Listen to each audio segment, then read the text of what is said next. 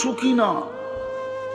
যুবক মাদকে আসক্ত হয় সুখের জন্য। জিজ্ঞেস করেন যারা মাদক সেবী ওদেরকে জিজ্ঞাসা করেন তুই মাদক ধরলি কেন, ও বলবে টেনশন, টেনশন ফ্রি হওয়ার জন্য। এটাই তো সুখ, সুখ পাওয়ার জন্য। ও টেনশনে ছিল, সুখ পাওয়ার জন্য ভাবছে মাদক ধরলে সুখী হব, কিন্তু যত দিন দাইতে ছিল ও অসুখী হইতেছিল। একদিন মাদক ওকে খায়া ফেলছে। ও তো আর মাদক খায় নাই, মাদক ওকে খায়া ফেলছে, খবরে পাঠায়া দিছে। হাট্টা গাট্টা সুদর্শন যুবক আজকে কঙ্কালে রূপান্তরিত হয়ে গেছে।